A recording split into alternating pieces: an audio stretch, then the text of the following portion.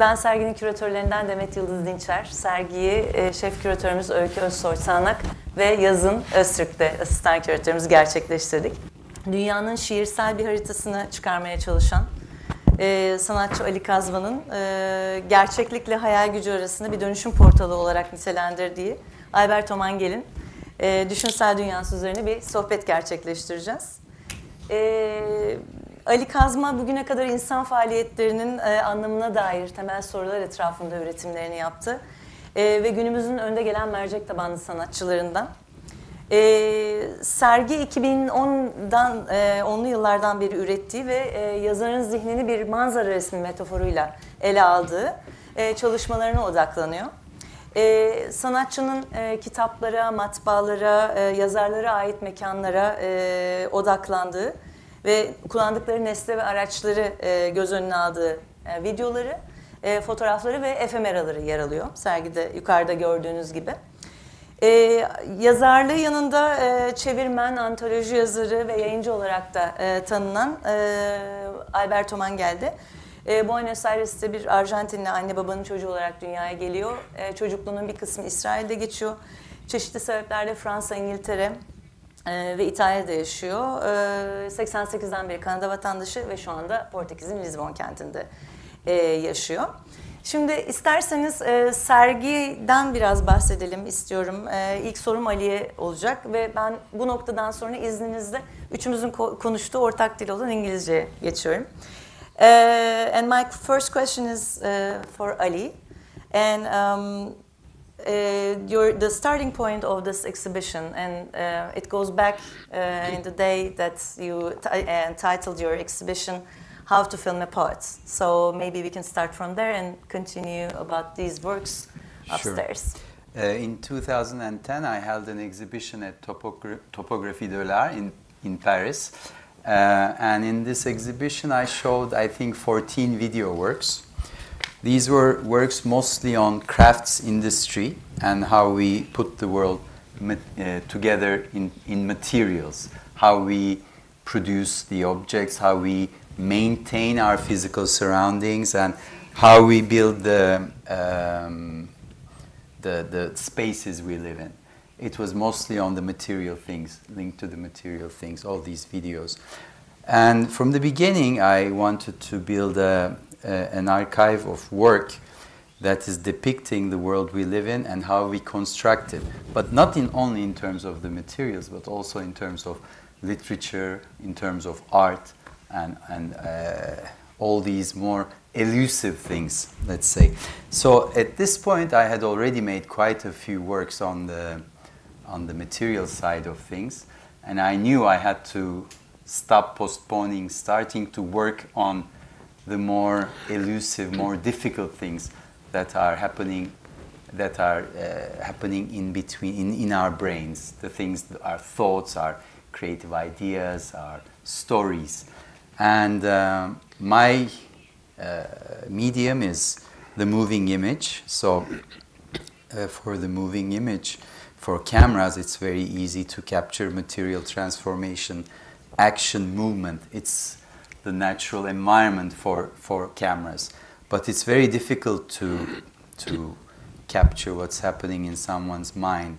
I looked in many different attempts at that through film, and I didn't see anything that I could take as a basis. It's usually tortured writers looking to the horizon, waiting for an inspiration with lofty music in the background, carrying this heavy burden of creation, you know. And I know that that's not how artists create. I know that that's not how writers live, right? We live with small accomplishments. It's hard work, as Alberto will maybe tell us later. And it happens through small accomplishments, small failures, small success, and you build up a big thing. And I wanted to find a way to do it. So this is why I named my exhibition How to Film a Poet. It was a kind of a reminder to myself that I need to start to find a way, or to look for a way. And everybody who came to that show in Paris thinking that they would see some poets were in for a surprise. There were no poets, other than maybe some poets of crafts.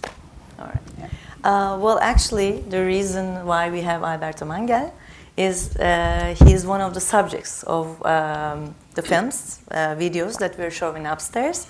But this this video is not the first time that you guys are collaborating. The first time, yeah, goes back. No, we go back a while. I was asked to write a text for a beautiful project that Ali did for a gallery in Switzerland, which, once again, Ali's subject is to show how work is done. And this was a typographical box with little images of typography and printing and so on that Ali took and placed in the box, and I wrote a text for that. But what interested me is this idea that Ali has described, which is, how do you explain work?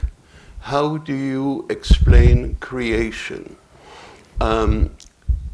There is an anecdote that I like. French poet Philippe Soupeau, he would go every afternoon into the cafe below his apartment and write. And every afternoon there was this guy sitting at the other table looking at him like that. Finally, Soupeau said, "Well, what are you looking at?" And the guy said, "I'd like to know how it's done." That is what Ali is looking for. There is a verse by the Irish poet Yeats that asks the question that Ali is trying to explore. How do you tell the dancer from the dance? How do you see somebody writing a poem or making ink or making a tattoo or simply a writer like Orhan Pamuk writing in his house? And how do you differentiate the work from the person who does the work? I think that, and I don't want to talk for the rest of the afternoon, but I would like to, because what Ali does is so fantastically interesting. He finds a way of discovering images that, if you put them together in a certain way, from a certain point of view, you might begin to have an inkling of how creation happens. But it's never conclusive. There's never a point where you say, oh, now I know how Shakespeare wrote his plays. That moment never happens, because Ali understands that all art is a process, and that the core of ours is ambiguity. I think I read in a book by you, actually, you were quoting, who said it? The stupidity lies in the desire to conclude. Flaubert. Flaubert, of course. Yeah. Yes. La bêtise est le désir de conclure. Yeah. Yeah. So we won't finish this discussion. We won't conclude. Please continue. And then you guys started with Recto Verso, which we have upstairs. It's in one of our displays. And then you visited Alberto's house in southern France, Yes. his library. Yes. And maybe you want to talk Well, about it? I had read the book Library at Night by Manguel, and I love this book. I am very interested in books from childhood on. It's been a very essential part of my life. I learn from books when I'm interested in something. I read rather than other. I mean, people have different ways of approaching knowledge, but for me, the first tool, let's say, to understand something is the book. So I was very fascinated. First, when Manguel said yes to our little project with the Swiss publishers to write the text, I was very happy. And I tried to sneak my way towards Alberto, you know, to get closer to how... Nobody can say no to Ali. Well, I was very curious how Alberto, his life, maybe you guys are aware of, but maybe some of you don't know, but Alberto has a very, at that time, around 35 to 40,000 books. He has a big personal library. And no, he has not inherited it. He has built it himself. And he talks about his life built around this library. And I was very, very drawn to this idea of a man thinking first of where to put his books, and then building around that library his life.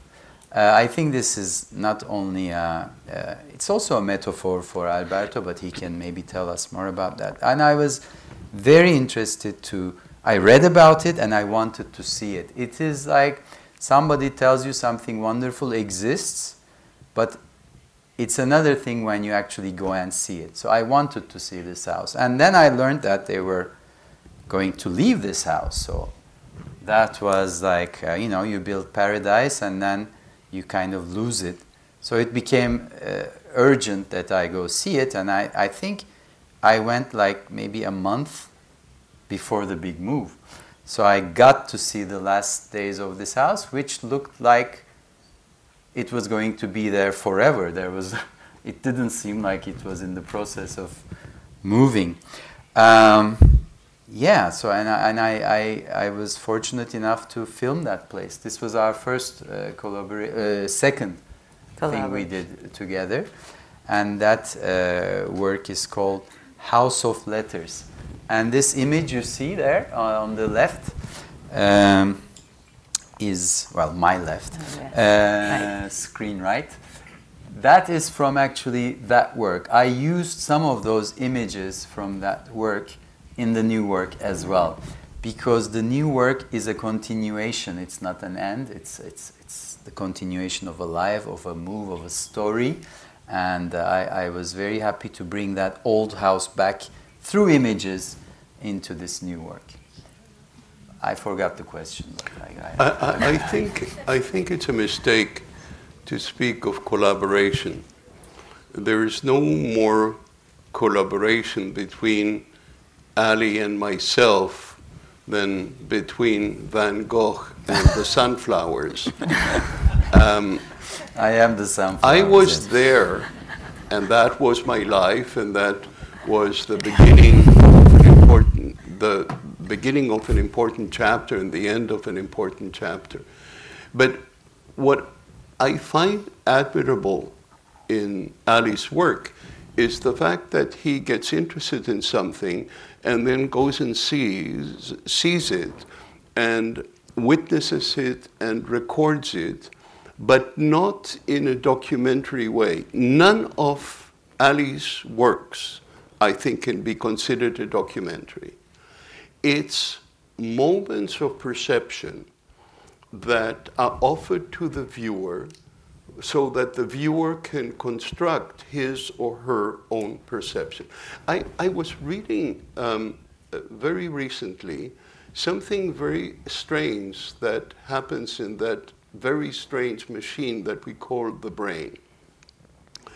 When we look at something, that something comes to us in fragments, and there is a point in the back of our eye that is a black point that doesn't see. So I'm looking out there, and there is a point that doesn't see what I'm looking at. But the brain ignores it, and like a good reader, fills in the gaps and constructs a narration that is coherent for that particular reading. So each of us, given Ali's work, will see something else.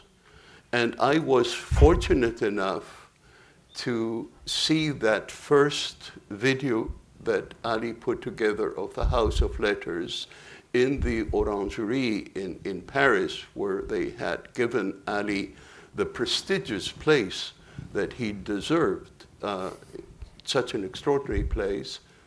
And this was after we had left our house, which we thought was paradise, but paradise is the place that you lose.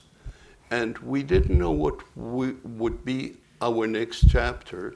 And then I went to see Ali's video, and I wept because it was something that was beautiful, that I loved, and that I had lost. So when you see it, each of you will see something different, and I saw an elegy.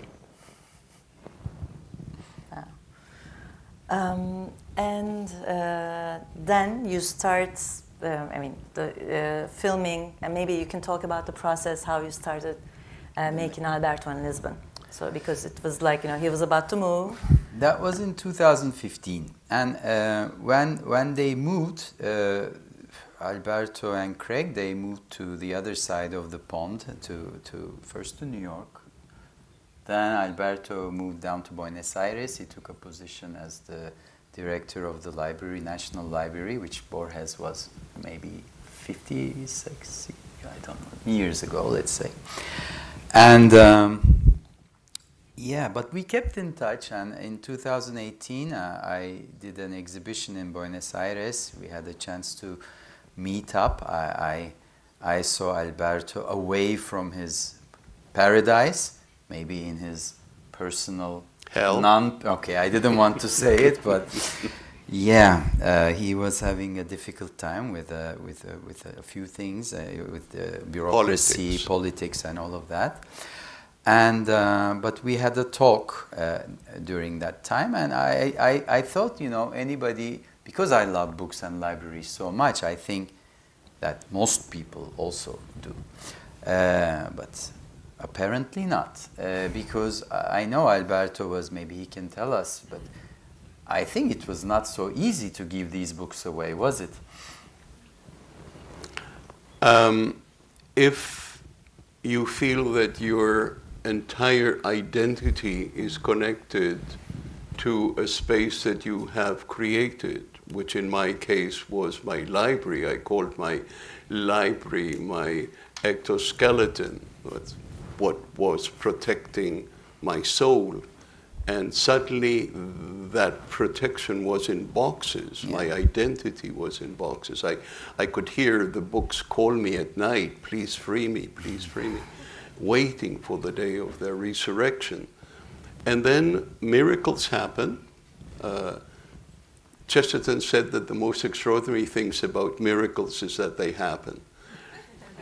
And a miracle happened, and just before COVID, I got a call from the mayor of Lisbon saying that they would like to take the library, and they would give me a palace to set it up, and a team of 6 librarians to catalog it, and a budget to run it. So, I felt like in a fairy tale. This is a gift. I said to the mayor of Lisbon, because COVID had by then begun, all your expenses are now given over to deal with COVID. How can you afford to set up a cultural center? And he said, the epidemic will pass and culture will stay. So there are politicians that are intelligent. So Ali then came to Lisbon and started to film my life in this new place, waiting for the center to be set up, a center that will perhaps be inaugurated in 2 years. Everything is very slow. Portugal has inherited Ottoman bureaucracy. And so Ali did the second part of the video. Well, yes.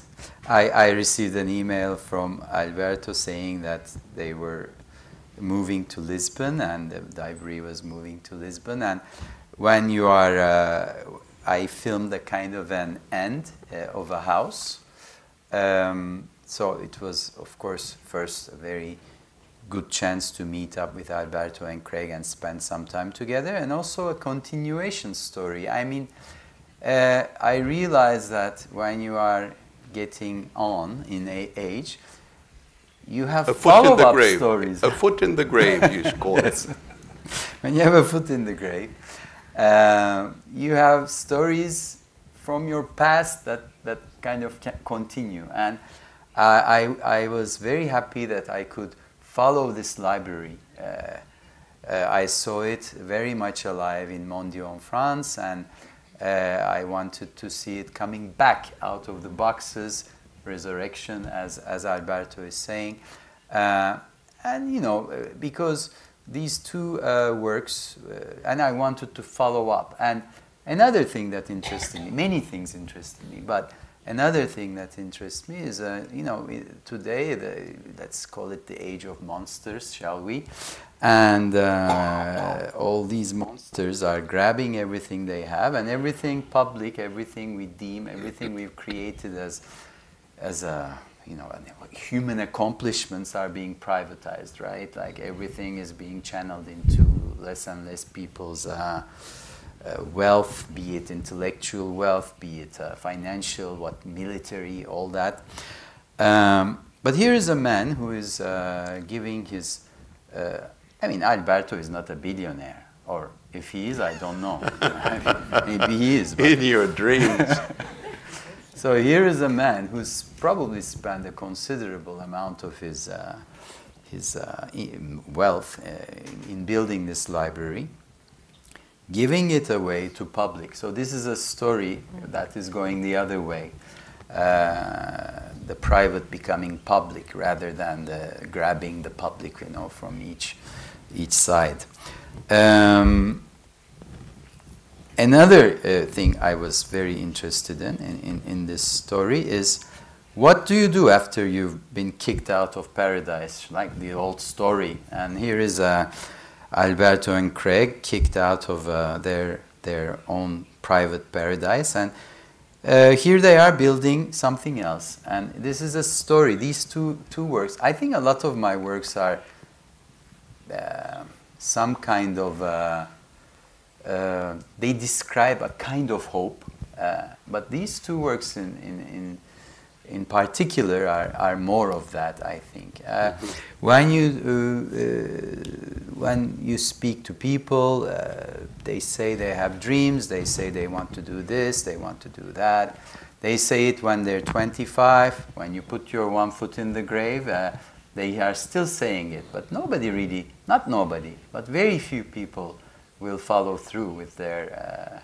and I want to see people who follow through. And this was a follow through. I mean, an idea, a library, becoming a place of learning, becoming one man's obsession, one man's accomplishment, one man's collection, becoming something that will create more thoughts, more ideas. And I wanted to see that. And I wanted to mark that. I wanted to put it in a work and say, this is still possible. I mean, it's been done. So look at it and think. Yeah. Okay. And in your book, Packing My Library, you're saying that, and you already said that here too, those are, the books are a part of your personality, and then you're at one point you're saying lending a book is sort of an I don't exception. do it. Yeah. So, but now something private becomes totally public. There's a difference between lending a book and giving a book. When you give a book, you are telling the person, "This is who I think you are. This is where we meet. So let's share this. I'm giving you my library and you use it any way you want." Lending a book is encouraging theft.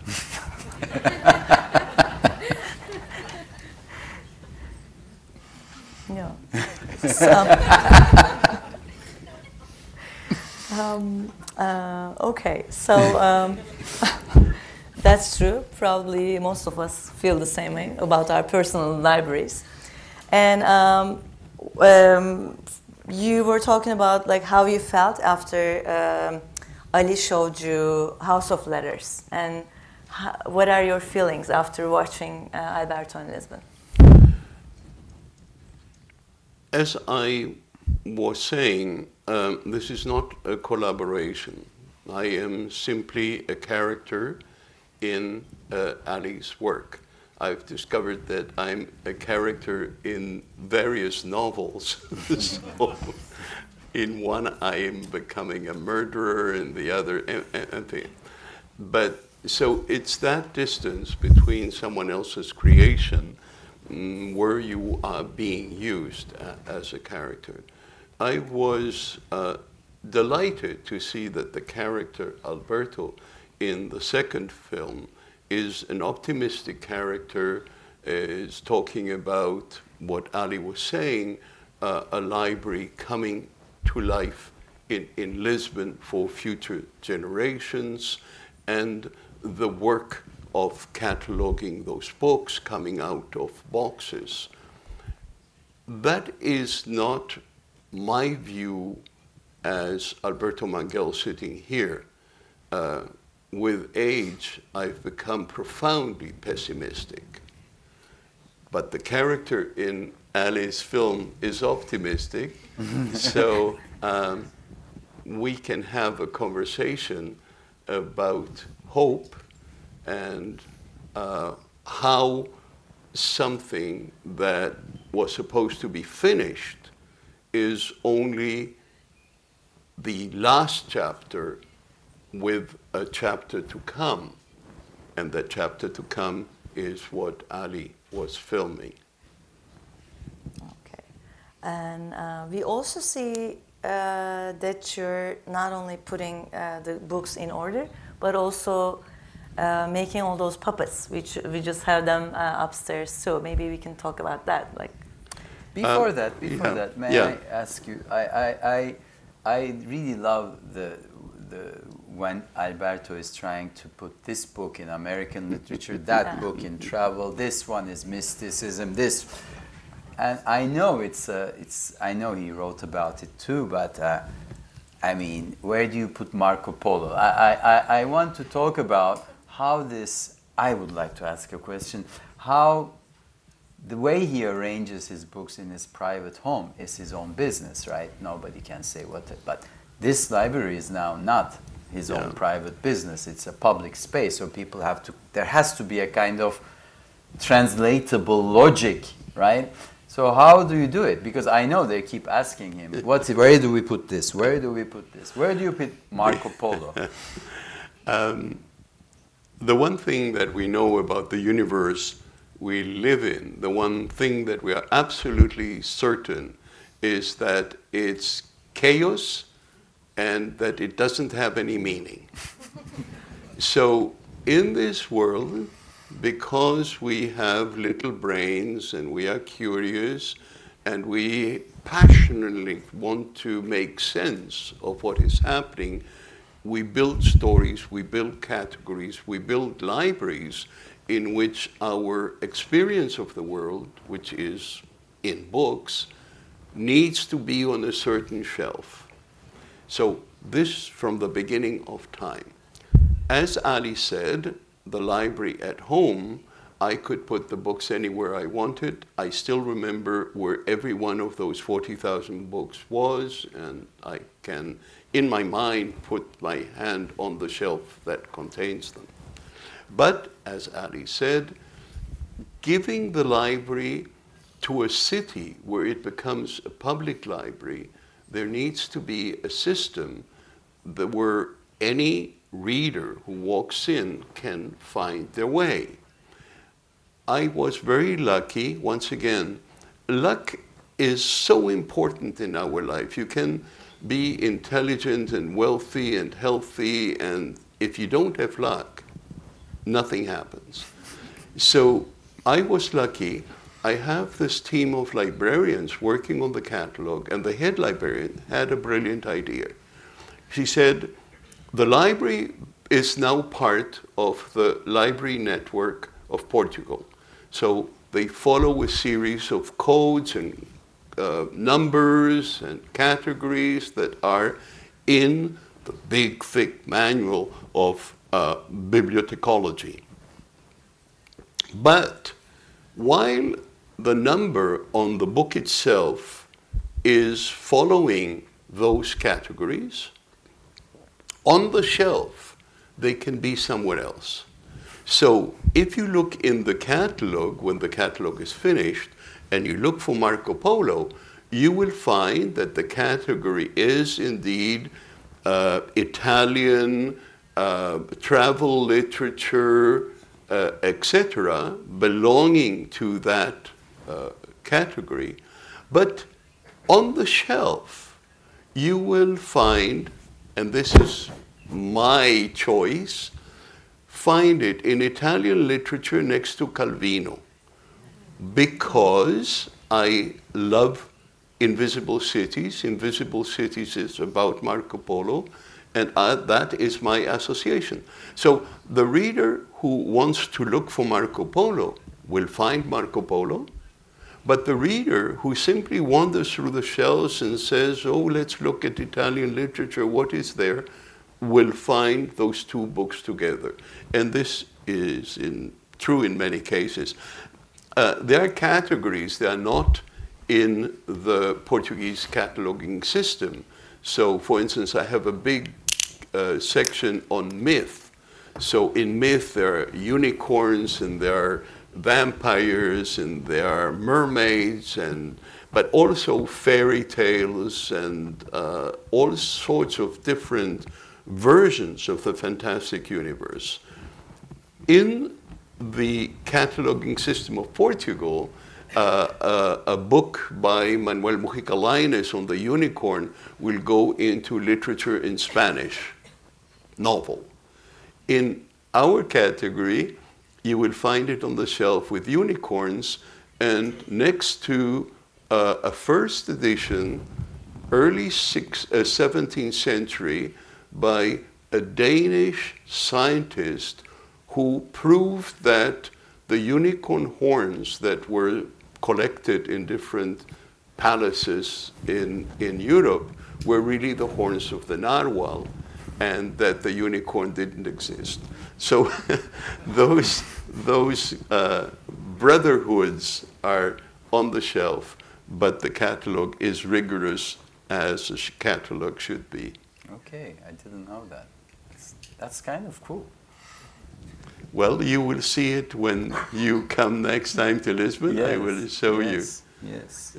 I'll give you one more example.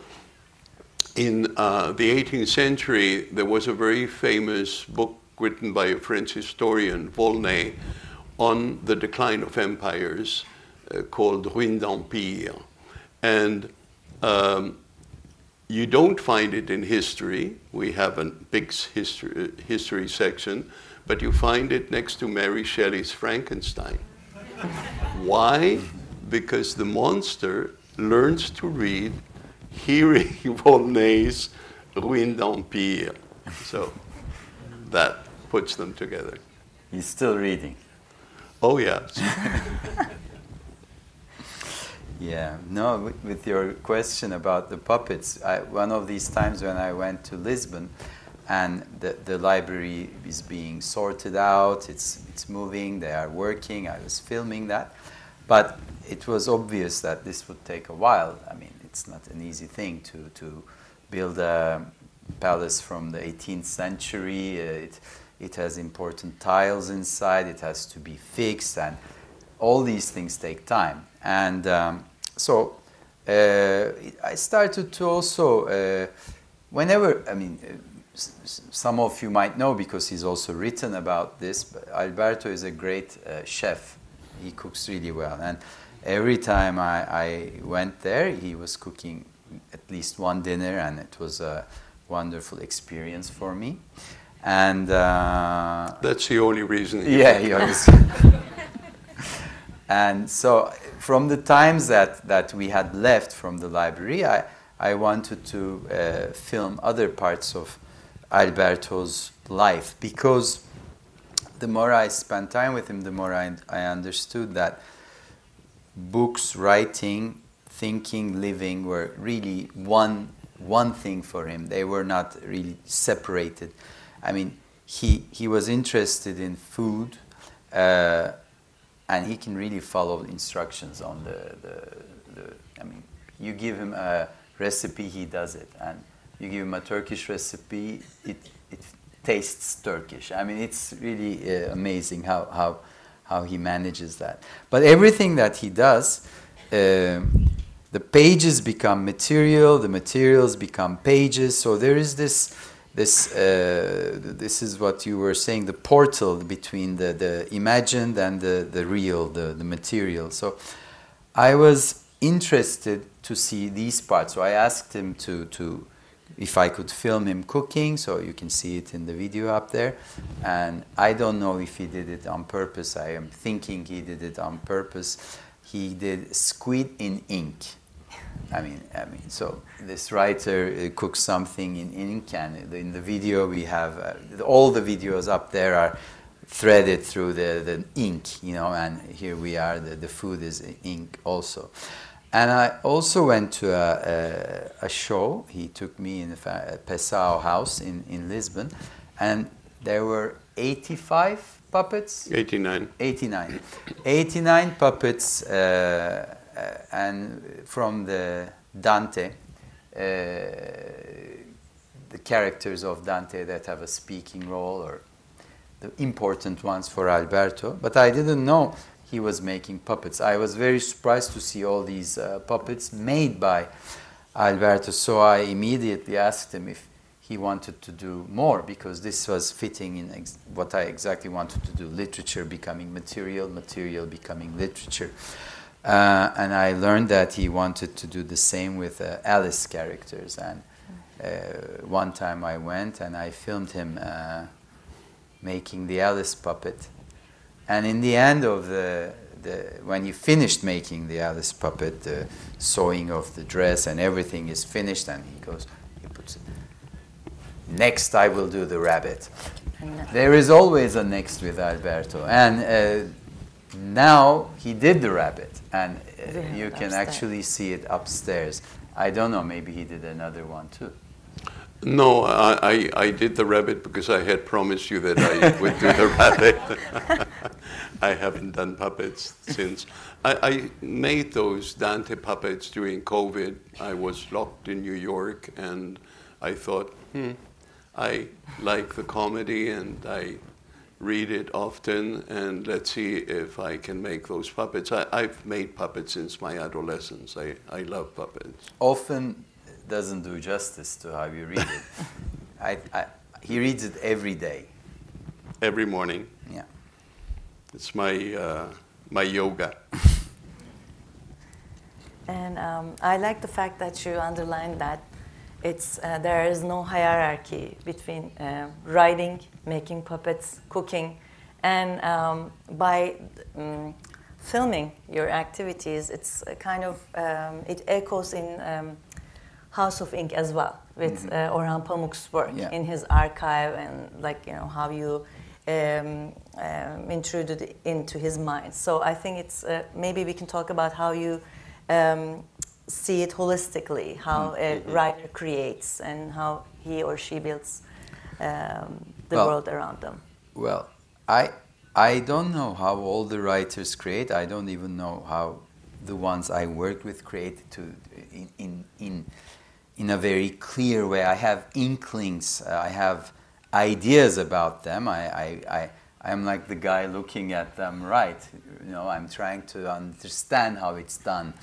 But because I am working with images, I have probably somewhere deep in my mind, I was pulled, attracted by these two great writers who are also very visual people. they are. I didn't make this choice by. I didn't know I was making this choice because of that. But with Alberto, I didn't know that he made watercolors. I didn't know he did drawings and puppets. I mean, I really didn't know. But the more I got to know them, and the more I was looking for a way to put what they're thinking, how they're creating into a form that could be presented, that could become a work in itself, I was more and more attracted to visual things they were doing, because those were the tools I could use to represent what goes on in their minds as they are creating. And both Alberto and Pamuk are people who are always learning with their hands. They are touching things and building things and writing things and drawing things. I think it's a way of how they relate to the world. Mm-hmm. And this gave me a chance to represent it in film. I want to add to what you are saying, that it is true that you're looking for all those activities around the act of creation, but there's something else that unites your work, and it's the idea of fluidity. Fluidity from the word to the image, from the image to the work, from the mind to the hands, and so on. And the main metaphor for fluidity is water. And I was so struck by the fact that Pamuk is on the Bosphorus, and you see the water, and you see him using ink as water. I like the fact that he uses coffee also to draw. So everything is liquid. And I'm in Lisbon on the Tagus, which is also the water. And the other videos that you haven't spoken about, the making of ink and the tattoo artist and the calligraphy, it's also using this idea of liquid fluidity, which is the essential metaphor of time. So if I had to describe this exhibition, I would say it's about time.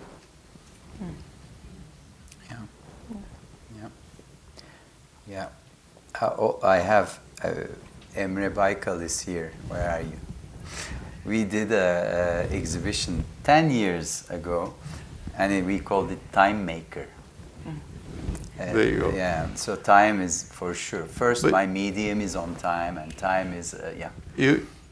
You, as an artist, you forget that artists usually have just one subject, that this figure in the carpet that Henry James identified. And if I would say, what is your figure in the carpet? It would be time, the flowing of time, backwards, forwards, in the imagination, concretely in the world. And if we can grab something and save it from it.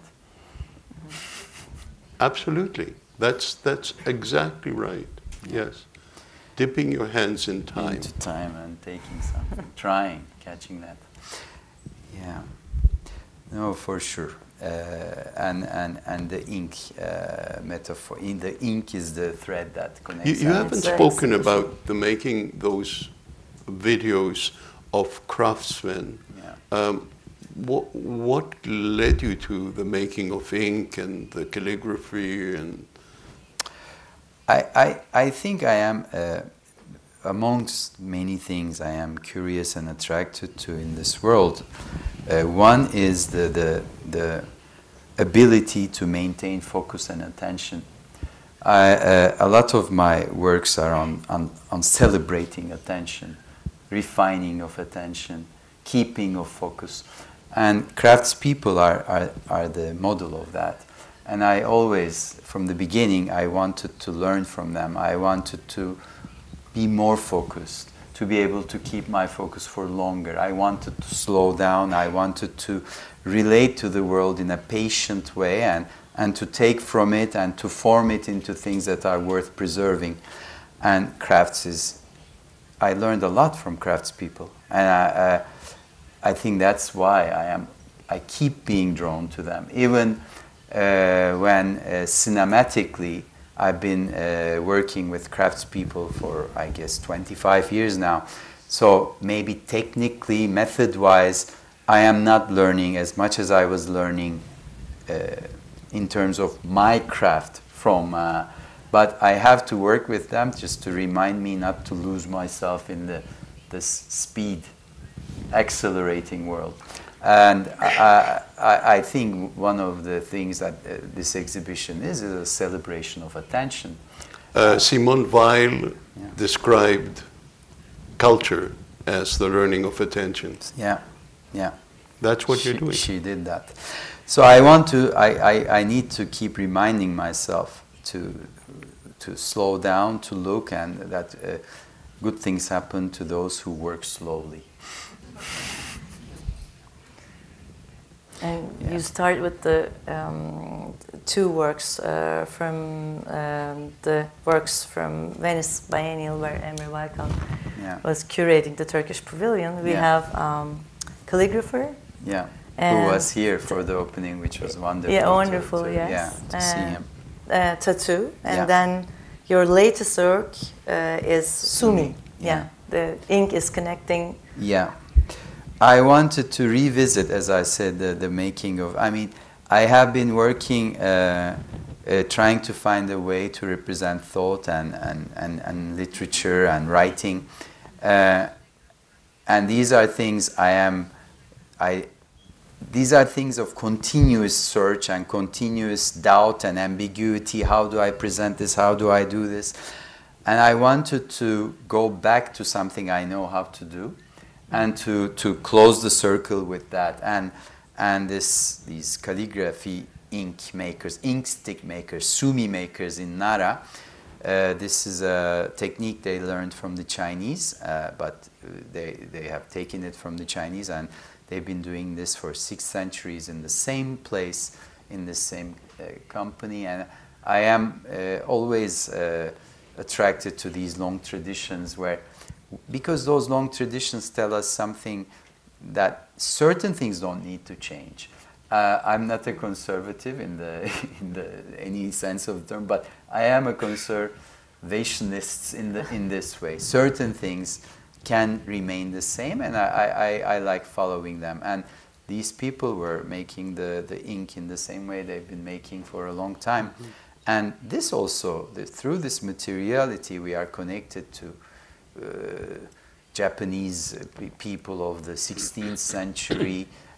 Even today, when you touch that ink, when you use that ink, it's our common roots, and it gives us the possibilities to think of ourselves as one. Yeah.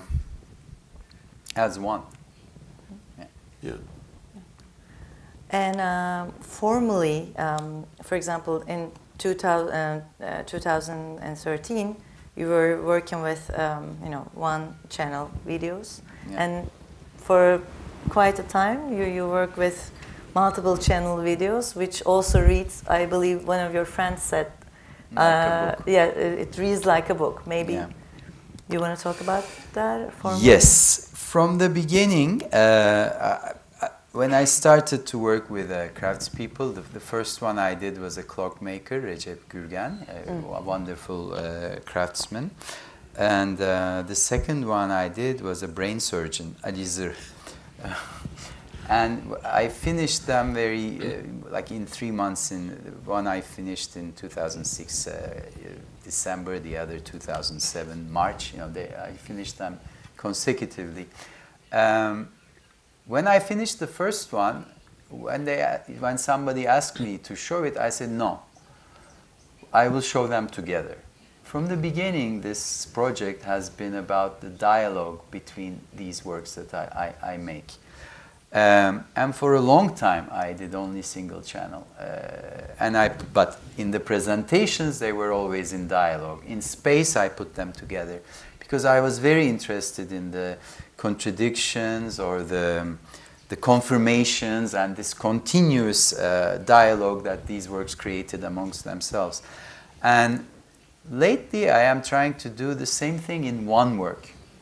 With Alberto's work, with Orhan Pamuk, the triptych there, I'm trying to create the same tensions within one subject, and I'm trying to use this this form to create a more complex way of talking about things. A more complex. I mean, with the work A House of Ink, the one I did with Orhan Pamuk, the 3 channels, the triptych.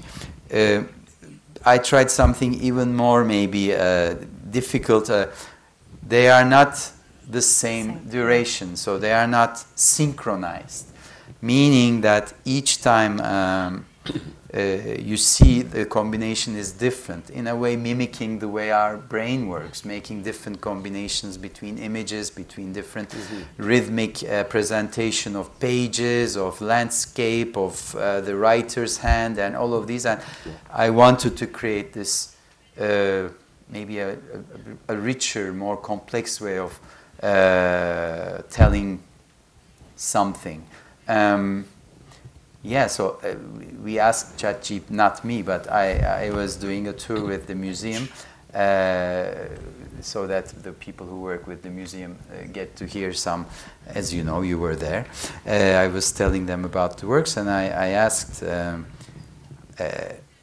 I don't know how long it will take for you to see these 3 images together again. And so I said, if you have some mathematicians here, maybe they can find the permutations. And of course, there was a mathematician, ChatGPT. It was ChatGPT. Somebody just asked ChatGPT, and ChatGPT, I don't know where, but somewhere it burnt a lot of energy. A lot of things were consumed to come up with this solution, and the solution was around 2,903.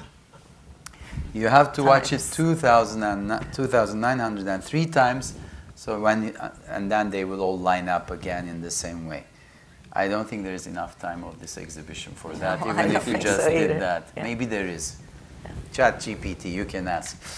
2,903 times 48 minutes. That will be the time it will take. So yes, this is something I am trying to develop. It keeps me engaged. It's a new challenge for me, and I'm trying to develop this. Because when I see people, I'm just talking and talking. Okay, I'll finish. But this is your show. You're responsible for it. Yes, so but you think I've never had so many people come to listen to me. So you know, obviously they're here for you. So I'm going to stop. But yeah, the permutation. So when I see people using this format, I always think it's very haphazard. There's no reason for it to be able to be using a triptych. Really, it's just becoming an aesthetic choice. I make a nice panorama because I'm using a triptych. I will make a nice landscape. That is not the reason why I'm using it. I'm trying to find a way to make the storytelling more complex. Yeah. Finished. But that has roots in the history of art. You know this much better than I do. Velázquez Meninas does the same thing. Cubism does the same thing.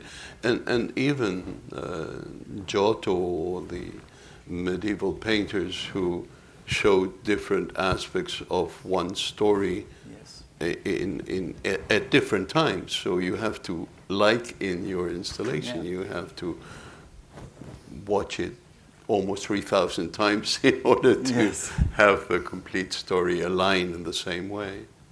Yeah.